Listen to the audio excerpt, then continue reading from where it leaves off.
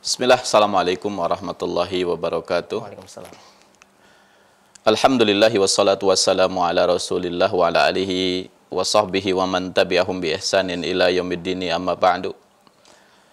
Allahumma allimna ma yanfa'una wanfa'na bima 'allamtana wa zidna ilman ya rabbal alamin. Rabbi shrah li sadri wa yassir li amri wahlul 'uqdatan min lisani yafqahu qawli amma ba'du. Pemirsa MGTV yang dirahmati Allah Subhanahu wa taala dan juga pendengar radio Riyadul Jannah, semoga Allah Subhanahu wa taala merahmati kita semua. Pertama-tama kita panjatkan puji dan syukur kita kepada Allah Azza wa Jalla atas karunia dan juga nikmat yang Allah karuniakan kepada kita semua. Tentunya yang paling besar nikmat Islam, nikmat iman, nikmat sunnah, nikmat sehat, nikmat waktu luang, dan juga nikmat panjang umur.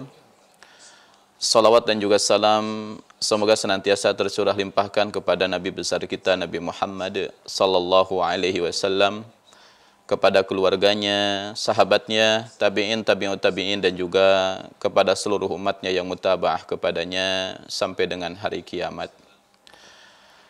Para pemirsa yang dirahmati Allah Subhanahu wa taala, insyaallah pada pagi hari ini saya dengan host kita Hisan hafizahullah taala akan kembali melanjutkan di dalam pembacaan risalah atau salah satu karya ilmiah yang ditulis oleh Syekh Muhammad bin Shalih Al-Utsaimin rahimahullah, yaitu yang diberi judul Daurul Mar'ah fi Islahil Mujtama', peran seorang wanita di dalam memperbaiki masyarakat, yang dimana masih membahas tentang as-su'al wal jawab, yaitu tentang pertanyaan dan jawaban yang dijawab oleh Syekh rahimahullahu ta'ala. Dan insyaallah kita akan masuk ke dalam as-su'alu rabi'ata asyar, yaitu pertanyaan yang ke-14. As-su'alu anidublati hal hiya fiha tashabbuhun bin nasara. Pertanyaannya adalah tentang cincin kawin atau cincin tunangan. Apakah di dalamnya terdapat tasyabbuh, penyerupaan dengan orang-orang Nasrani? Pembahasan ini adalah pembahasan yang mungkin sangat dibutuhkan hari ini kepada kita, kepada seluruh kaum muslimin dimanapun berada, terkhusus yang akan melangsungkan akad nikah atau memiliki niat yang baik, yaitu untuk menghalalkan seorang wanita dan ingin menjadikannya sebagai seorang istri. Al-jawabu ala hadha, jawaban atas pertanyaan ini, annahu qad qila, kata Syekh, maka telah dikatakan, inna dublah ma'khudhatun min adatin nasara. Sesungguhnya cincin nikah atau cincin tunangan ini diambil daripada kebiasaan orang-orang Nasara. Wa idza kana al-amru kadzalik, dan apabila perkaranya memang benar demikian, fa inna man tashabbaha biqaumin fahuwa minhum. Maka siapa yang menyerupai satu kaum, maka dia bagian daripada kaum tersebut. Berarti dalam permasalahan ini nanti akan ada unsur tasyabbuh. Tasyabbuh itu artinya penyerupaan. Apa yang menjadi adat istiadat orang-orang yang ada di luar Islam. Walakin idza kana al-maqsudu an yahdiya ar-rajulu li zawjatihi khataman min dhahabin, laisa fihi ma yadullu 'ala al-aqidatil fasidah kama yudhkar anna ba'dahum yahdi ila zawjatihi khataman min dhahabin kutiba 'alaihi ismuhu wa ya'khudhu minha khataman min dhahab aw min fiddatin maktuban 'alaihi ismu zawjatihi fa inna hadha la yajuz li'annahu mabniyun 'ala aqidatin fasidah wa hiya anna hadzal khatam ma dama qad kutiba 'alaihi ismu zawjah walabisahu zawj aw bil aks fa inna zawjiyah satadumu bainahuma wa hadha batilun la asla lahu. Kemudian Syekh rahimahullahu taala beliau menyebutkan, dan apabila maksudnya adalah seorang laki-laki memberikan hadiah kepada istrinya, yaitu cincin dari emas yang tidak menunjukkan kepada akidah yang fasid. Jadi dalam artian ya ini hanya sekedar hadiah saja, dalam artian tidak mengikuti apa yang biasa dilaksanakan oleh orang-orang di luar Islam. Sebagaimana yang disebutkan tadi, dan sebagian mereka itu memberikan hadiah kepada istrinya cincin dari emas yang dituliskan namanya. Biasanya kan itu yang lumrah hari ini yang banyak, yaitu di dalam cincin tersebut dituliskan nama pasangannya atau tanggal nikahnya atau dengan berbagai macam tulisan. Dan cincin itu terbuat dari emas ataupun daripada perak yang ditulis di dalam cincin itu nama pasangannya. Berarti di cincin suami mungkin ada nama istrinya, di cincin istri ada nama suaminya. Apa hukum daripada perkara ini? Fa inna hadza la yajuz. Maka kata Syekh, perkara ini tidak boleh. Karena itu dibangun di atas keyakinan yang rusak bahwasanya cincin meskipun ditulis ya nama pasangannya ataupun seandainya tidak ditulis, jadi nggak ada pengaruhnya. Fa inna zaujiyata satadumu bainahuma, karena hubungan pernikahan akan terus berlangsung di antara keduanya. Jadi tidak ada kaitannya kalau ditulis itu akan langgeng misalkan hubungannya. Tapi kalau tidak ada tulisan tersebut, maka dikhawatirkan nanti pernikahannya akan tumbang. Nah, maka perkara ini merupakan bagian daripada keyakinan yang rusak. Wa hadza batilun la aslahu. Maka ini batil dan tidak memiliki asal usulnya. Para pemirsa dirahmati Allah Subhanahu wa taala. Nah, ini kan ada tiga ya, Aisyah, ada tiga Ada tiga permasalahan yang sudah dibahas di dalam hukum cincin ini. Yang pertama tadi bahwa ketika seseorang itu menggunakan cincin dalam pernikahan atau dalam tunangan, kemudian dia itu ikut-ikutan gitu, dalam artian ini kan kebiasaannya bagus, tukar cincin ketika tunangan atau tukar cincin ketika akad pernikahan. Maka kata Syekh rahimahullahu ta'ala, kalau memang dia tahu bahwa itu adalah kebiasaan orang di luar Islam, kemudian dia yang mengikutinya, maka ini unsurnya adalah tasyabbuh, yaitu menyerupai orang-orang di luar Islam. Dan dengan tegas Nabi kita SAW, beliau bersabda, man tasyabbaha biqaumin fahuwa minhum. Jadi siapa yang menyerupai satu kaum, maka itu bukan bagian daripada kaum tersebut. Makanya umat Islam sesungguhnya tidak disyariatkan. Jadi nanti para pemirsa dirahmati Allah Subhanahu wa taala, siapapun di antara pemirsa mungkin hari ini yang menyaksikan program Keluarga Muslim, kemudian memiliki anak laki-laki ataupun anak perempuan yang akan menikah, maka tentunya tidak usah kita ikut-ikutan kepada tradisi orang-orang di luar Islam. Tapi kan hari ini bukan hanya tukar cincin dalam tunangan, ada juga acara-acara yang lain ya. Kalau yang banyak kan hari ini setelah nikah itu yang lempar bunga gitu. Siapa yang mendapatkannya berkeyakinan dia akan segera nyusul, akan menikah lagi gitu ya. Nah, maka ini bagian daripada keyakinan-keyakinan yang rusak. Dan itu adalah bagian daripada kebiasaan orang-orang di luar Islam. Dan saya khawatir tentunya apabila di antara kaum muslimin hari ini memulai akad nikahnya, memulai hubungan baru di dalam pernikahannya, tapi dia mulai dengan kemaksiatan kepada Allah, dengan mengikuti tradisi orang-orang di luar Islam, maka dikhawatirkan Allah angkat keberkahan di dalam pernikahannya. Dan kalau seseorang itu jauh daripada keberkahan dari Allah, maka sulit untuk mendapatkan as-sa'adah, yaitu sulit untuk mendapatkan kebahagiaan. Ya tidak boleh gitu. Nah, kan tapi yang kedua, kalau seandainya seseorang itu hanya memberikan hadiah dan tidak ada unsur ke sana, ya baik itu sebelum menikah, ya mungkin kalau tunangan supaya untuk ngasih hadiah, kan biasa adat istiadat kita ngasih hadiah. Dan salah satu hadiahnya adalah cincin, dan itu tidak ada kaitannya, hanya sekedar hadiah saja. Nah, begitu juga seseorang ketika nikah yang dijadikan maharnya itu adalah khatam, adalah cincin, atau setelah menikah dia pun sering memberikan hadiah kepada istrinya yaitu berupa cincin, maka ini hukumnya baik. Maka ini hukumnya baik gitu. Nah, kemudian permasalahan yang ketiga, bagaimana kalau laki-laki dan perempuan itu sama-sama menggunakan cincin? Warnanya apa, bentuknya sama, kemudian masing-masing dalam cincin itu dituliskan nama pasangannya. Meskipun dalam hatinya tidak ada keyakinan bahwa ini akan memberikan pengaruh ini dan itu, maka kata Syekh rahimahullah ta'ala, perkara ini pun tetap dilarang karena ini dibangun di atas keyakinan yang sangat rusak. Jadi keyakinan yang sangat rusak yang tentunya tidak boleh untuk diamalkan, diikuti oleh kaum muslimin. Nah, kemudian Syekh rahimahullahu taala beliau mengatakan, kama anna lubsar rajul khatamaz zahab ala ayyi halin kana muharraman. Sebagaimana seorang laki-laki ya menggunakan cincin dari emas dalam keadaan apapun itu diharamkan.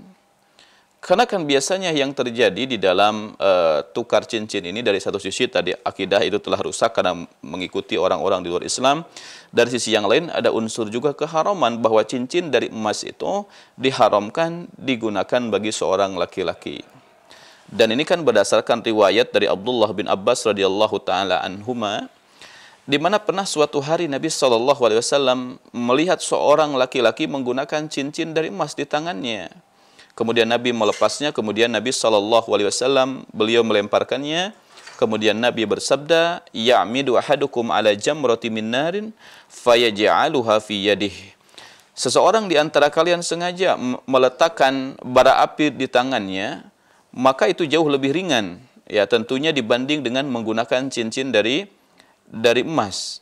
Kemudian faqila lirajul, kemudian dikatakan kepada laki-laki itu setelah cincinnya dibuang.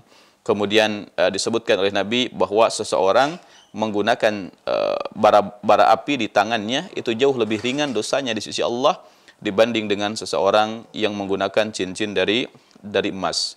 Kemudian orang-orang mengatakan, ambil cincinmu, manfaatkan, intafi bih, manfaatkan. Kemudian orang itu mengatakan, wallahi la akhuduhu abadan. Demi Allah, kata dia, saya tidak akan pernah mengambil cincin itu selama-lamanya. Wa qad tarahu Rasulullah sallallahu alaihi wasallam. Karena kata beliau, cincin itu telah dilemparkan oleh Nabi sallallahu alaihi wasallam. Dan ini hadisnya sahih, dikeluarkan oleh Imam Muslim. Nah, ini juga dari sisi yang lain. Jadi bahwa sisi yang pertama itu ada unsur tasyabbuh, yaitu menyerupai orang-orang di luar Islam. Apalagi kalau di kita kan hari ini laki-laki dan perempuan itu baru tunangan, ahsan, belum halal. Kemudian disaling memakaikan tuh. Laki-laki memakaikan kepada calon istrinya memakaikan kepada dirinya. Maka subhanallah, ini merupakan bagian daripada kemungkaran yang jangan sampai ada di dalam keluarga kaum muslimin. Karena perlu disampaikan para pemirsa dirahmati Allah Subhanahu wa taala, cara untuk memulai rumah tangga yang sesuai dengan syariat ini sebagaimana yang disebutkan oleh para ulama berdasarkan hadis-hadis Nabi sallallahu alaihi wasallam. Kalau seandainya seseorang itu ingin menikah dengan seorang wanita, maka kan ada tahapannya yang itu sesuai dengan syariat. Yang pertama kan ada yang dinamakan dengan at-ta'aruf, ya, saling mengenal ya. Kemudian nazar, melihat, dalam artian melihat sesuatu yang boleh untuk dilihat. Kemudian kalau memang cocok, silakan lanjut kepada khitbah, yaitu lamaran. Ya, lamaran. Lamaran itu tentunya tujuannya untuk menentukan hari pernikahannya, kemudian teknisnya dan seterusnya silahkan untuk ditentukan. Itu yang dinamakan dengan khitbah atau lamaran. Dan para ulama menyebutkan tidak disyariatkan seseorang itu untuk tukar cincin. Bahkan ini bagian daripada adat Nasara, yaitu kebiasaan orang-orang di luar Islam. Nah, setelah khitbah selesai, maka silahkan lanjut kepada akdun nikah, yaitu akad pernikahan. Meskipun kalau seandainya memungkinkan jarak antara khitbah dengan menikah, itu jangan terlalu lama, karena dikhawatirkan nanti terjadi ke dalam berbagai macam perkara yang merupakan bagian daripada kemaksiatan kepada Allah Subhanahu wa taala. Karena ada sebagian orang yang tentunya dalam perkara ini melakukan dosa besar, ahsan. Contoh, ada orang yang mentang-mentang dia sudah lamaran dan sudah ada tanggalnya untuk nikah. Kemudian setelah lamaran itu melakukan hubungan badan, berzina. Dan ini banyak orang yang mengeluhkan perkara ini. Ya, bahkan ada orang yang bertanya ke saya gitu beberapa hari yang lalu, di mana dia punya tetangganya itu punya anak laki-laki, perempuan, mohon maaf. Kemudian ketika orang tuanya kerja, maka anak calonnya itu datang ke sana berduaan dan seterusnya, di rumah berdua, dikhawatirkan melakukan zina. Kemudian berdalih bahwa itu sudah terjadi tunangan. Sudah tunangan dan beberapa bulan ke depan akan melangsungkan pernikahan. Maka jawabannya pemirsa dirahmati Allah, yang namanya tunangan atau khitbah itu belum halal, orang asing, orang lain. berarti khalwah berduaan belum boleh, kemudian bersentuhan tidak boleh, apalagi sampai melakukan hubungan badan, itu dihukumi sebagai perzinahan, fal'iyadzubillah, dan kita berlindung kepada Allah Subhanahu wa taala. Nah, ini kan bagian daripada pelanggaran-pelanggaran syariat. Laki-laki hari ini kan menggunakan cincin dari apa? Dari emas.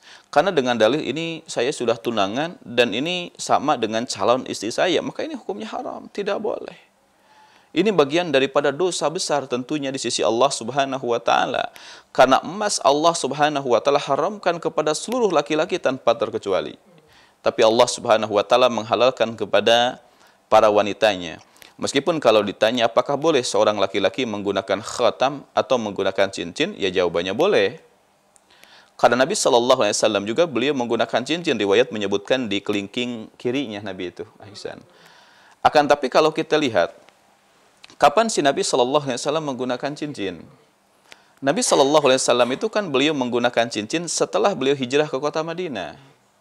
Dan itu terjadi setelah Sulhul Hudaybiyah, yaitu setelah terjadinya perdamaian Hudaybiyah. Ketika Nabi SAW mengirimkan delegasi ke Persia, ke Romawi, ke Raja Mesir, kemudian ke negeri Yaman, kemudian ke berbagai macam negara, dan kebiasaan orang-orang pada saat itu tidak menerima surat kecuali yang ada stempel.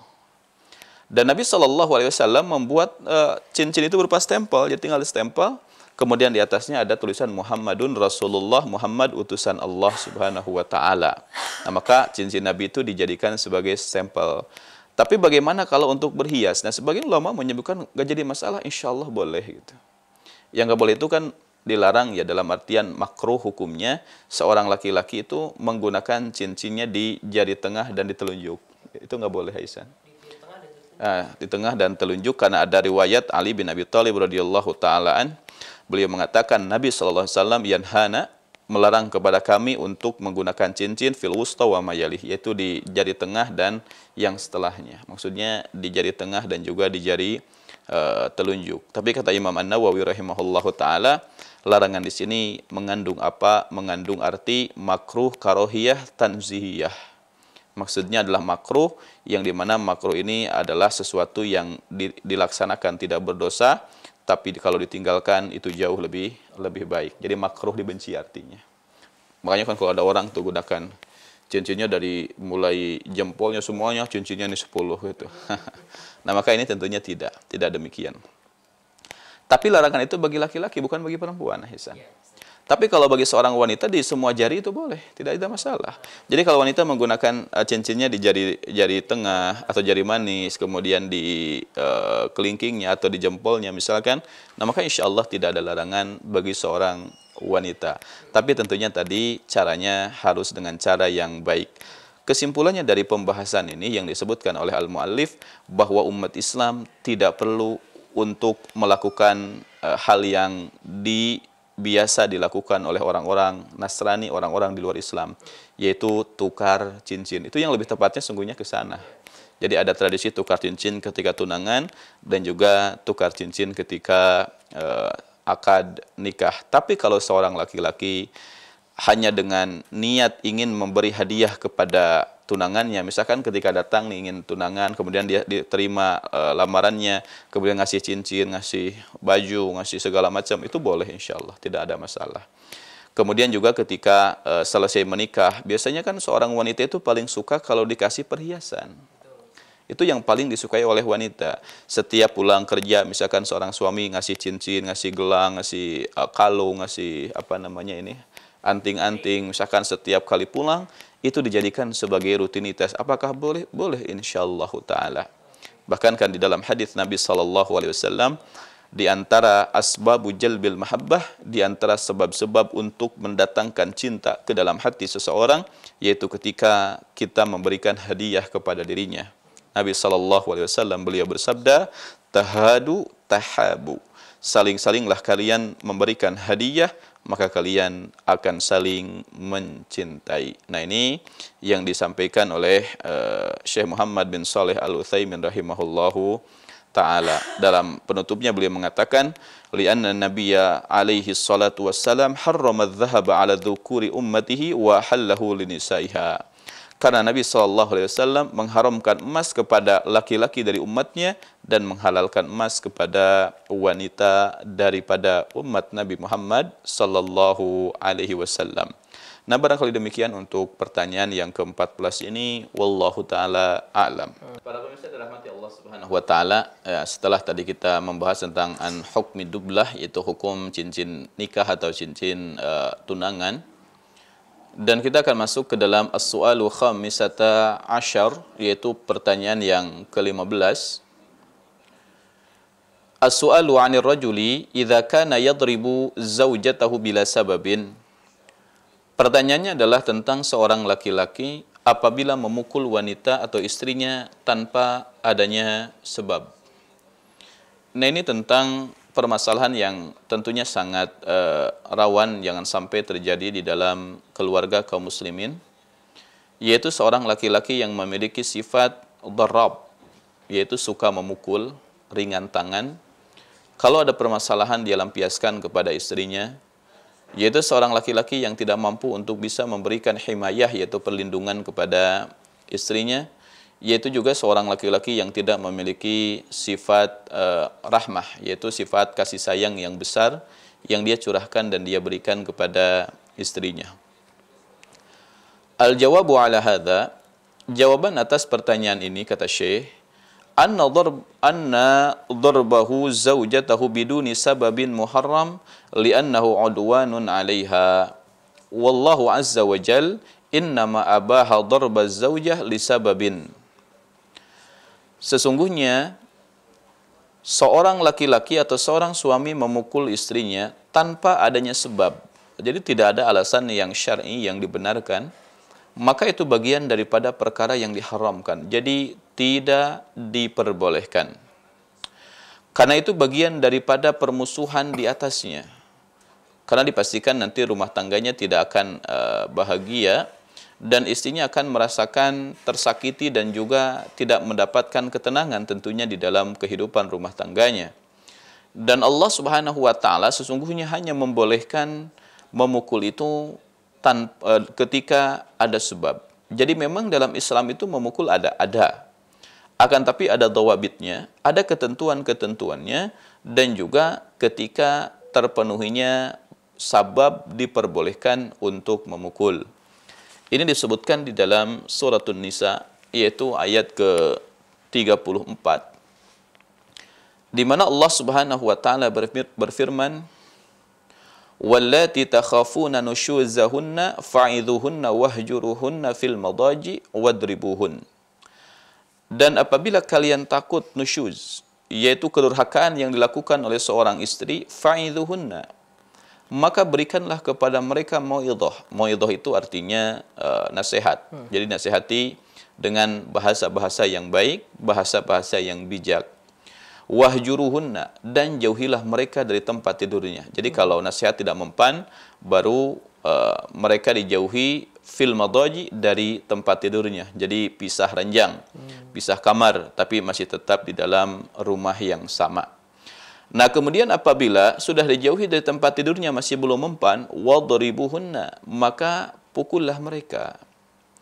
Memang di dalam Islam itu diperbolehkan syariat untuk memukul, tapi ketika terjadinya nusyuz. Nusyuz itu artinya kedurhakaan yang dilakukan oleh istri kepada suaminya. Tapi tentunya memukul ini juga setelah tidak mempan diberikan nasihat, setelah tidak mempan dijauhi dari tempat tidurnya.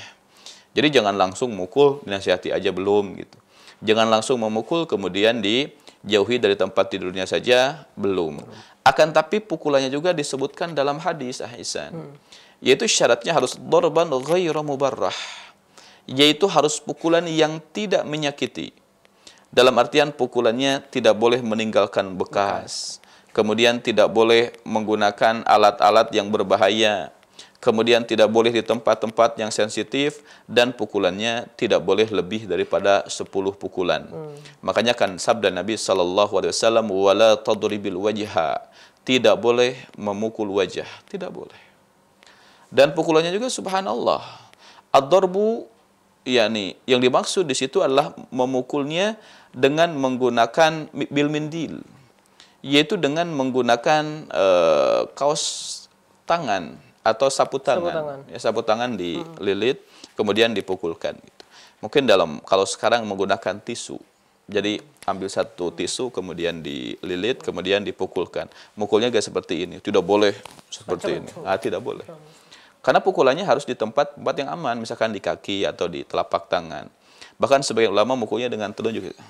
Seperti itu. Jadi pukulan kasih sayang, Ahsan. Pukulan kasih sayang. Dan tentunya hati-hati dalam permasalahan ini, jangan sampai salah di dalam memahami. Nah, kalau yang terjadi hari ini bukan pendidikan pukulannya, tapi ta'dzib. Kan pukulan itu ada ta'dib. Ta'dib itu artinya pukulan tapi untuk pendidikan. Tapi yang kedua adalah ta'dzib. Ta'dzib itu dengan menggunakan ain dan dzal, maka artinya penyiksaan gitu. Dalam bahasa kita artinya KDRT gitu. Ini mah ada laki-laki kalau nggak jelas apa-apa, dia baru pulang ke rumah tiba-tiba tampar istrinya, tiba-tiba tendang istrinya, kemudian melakukan kekerasan dalam rumah tangganya. Ini bagian daripada dosa yang besar tentunya di sisi Allah Subhanahu wa taala. Dan dia telah melakukan kezaliman kepada istrinya. Nah, ketika memang seandainya subhanallah terjadi gitu, hal yang demikian, maka apa yang harus dilakukan oleh istri? Ini jawaban Syekh Al-Utsaimin rahimahullahu taala. Istrinya tidak ada sebab, tidak ada angin, tidak ada hujan, tiba-tiba dipukul oleh suaminya gitu. Padahal istrinya tidak melakukan kesalahan. Walahal haqqu fi hadhil hal an tatluba minhu talaq. Maka dalam kondisi ini seorang istri memiliki hak, yaitu untuk meminta cerai. Jadi kalau seandainya seorang istri dianiaya oleh suaminya, dipukul oleh suaminya tanpa adanya alasan yang jelas, tanpa dia melakukan kesalahan, maka istri itu memiliki hak untuk meminta cerai. Li ajli udwanihi 'alaiha, karena permusuhan suami atas dirinya. Walakinnalladzi ara, akan tetapi yang saya lihat. Nah, ini yang harus didahulukan kata Syekh Muhammad bin Shalih Al-Utsaimin rahimahullahu taala. Annahu idza lam yumkin ilajul mas'alah bainaha wa baina zawjiha. Apabila permasalahannya tidak mungkin untuk diselesaikan antara dirinya dengan suaminya atau dengan istrinya, ini pokoknya terjadi terus. Istrinya sudah berusaha untuk menasihatinya dengan berbagai macam cara, tapi wallahu alam tetap dia melakukan kekerasan kepada istrinya. Nah, sudah dinasihati oleh istrinya, sudah dikasih masukan oleh istrinya, tapi tetap melakukan kekerasan. Fatatlubu min auliyai umuriha min abin au akhin au ghairihi matadakhul fi hadzal amr li islahi ma bainahuma. Maka si istri meminta kepada walinya. Wali maksudnya orang tuanya daripada istri itu, meminta bantuan kepada ayahnya, saudara laki-lakinya, atau yang lainnya untuk ikut masuk dalam permasalahan ini untuk mendamaikan di antara keduanya. Jadi dalam permasalahan rumah tangga, ketika permasalahan itu sudah sulit untuk diselesaikan berdua suami istri, maka boleh untuk meminta orang ketiga untuk masuk ke dalam permasalahan dalam rangka untuk mendamaikan, bukan untuk memperkeruh gitu. Berarti nanti kan dalam Al-Quran Allah berfirman, فَإِنْ خِبْتُمْ شِقَاقَ بَيْنِهِمَا فَابْعَثُوا حَكَمًا مِنْ أَهْلِهِ وَحَكَمًا مِنْ أَهْلِهَا. Apabila terjadi syiqaq, yaitu pertengkaran yang hebat dalam kehidupan rumah tangga, maka seorang suami mengirim utusan dari pihak keluarganya, si istri juga mengirim utusan dari keluarganya. Tujuannya untuk mendamaikan, bukan untuk memperkeruh suasana gitu. Nah, yang terjadi hari ini Ahsan dan para pemirsa dirahmati Allah Subhanahu wa taala, terkadang kita dalam kehidupan rumah tangga ada orang ketiga masuk, akan tapi bukan mendamaikan, justru untuk memperkeruh. Justru bagaimana caranya supaya orang ketiga itu bisa menjadikan keluarga orang tersebut untuk berpisah. Nah, maka tentunya ini adalah bagian daripada perkara yang sangat berbahaya. Jadi dalam masalah ini, yang pertama bahwa seorang suami tidak boleh untuk melakukan kekerasan kepada istrinya tanpa adanya sebab yang jelas. Bahkan kalau seandainya diperbolehkan pun dalam memukul, maka pukulan juga itu ada ketentuannya dan itu ada batasannya, tidak boleh melakukan semena-mena. Dan apabila sudah terjadi qadarullah istrinya sudah terjadi dan sering gitu dianiaya oleh suaminya. Maka apa yang harus dilakukan? Yang pertama, istri itu punya hak untuk menggugat cerai suaminya. Itu hak dia. Hak dia. Karena dia dalam kondisi dan statusnya terdolimi oleh suaminya. Tapi yang lebih utama, jangan langsung menggugat cerai gitu. Jadi menggugat cerai ini meskipun diperbolehkan, tapi itu ambil solusi yang paling terakhir. Karena cerai itu dalam rumah tangga itu disimpannya di paling terakhir, Ahsan. Jangan di paling pertama gitu. Ini berbahaya. Yang pertama apa? Dia itu berusaha untuk menasihati dulu suaminya dengan cara yang baik. Bahwa itu tidak boleh, itu bagian daripada kezaliman. Kalau seandainya nasihat daripadanya tidak mempan, maka silakan ambil pihak ketiga untuk masuk ke dalam permasalahan rumah tangganya sehingga nanti memberikan solusi, yaitu dari walinya, jangan dari orang luar. Jangan manggil misalkan teman curhatnya, jangan manggil misalkan teman bermainnya, jangan, tapi ambil dari orang yang bijak, yang salah satunya lah dari orang tua, orang yang paling dekat. Karena insya Allah orang tua itu kalau ada masalah anak tidak akan dibocorkan kepada orang lain gitu. Ambil daripada abunya atau ayahnya, kalau tidak saudaranya atau tidak orang-orang yang terdekat selalu masuk. Nah kemudian mereka nanti yang memberikan nasihat-nasihat, memberikan ujangan-ujangan, sehingga mudah-mudahan dengan sebab itu terjadinya islah. Bukan cerai, terjadinya islah. Yaitu terjadinya perdamaian antara suami dengan istrinya, sehingga rumah tangganya bisa kembali diperbaiki, dan suaminya dengan izin Allah bisa merubah dari sisi akhlaknya yang buruk, sehingga nanti di kemudian hari dia menjadi seorang suami yang menyayangi istrinya dan tidak pernah melakukan kekerasan dalam kehidupan rumah tangga yang dilakukan kepada istrinya. Nah ini adalah pertanyaan yang ke-15 yang dijawab oleh Syekh Muhammad bin Shalih Al-Utsaimin rahimahullahu ta'ala.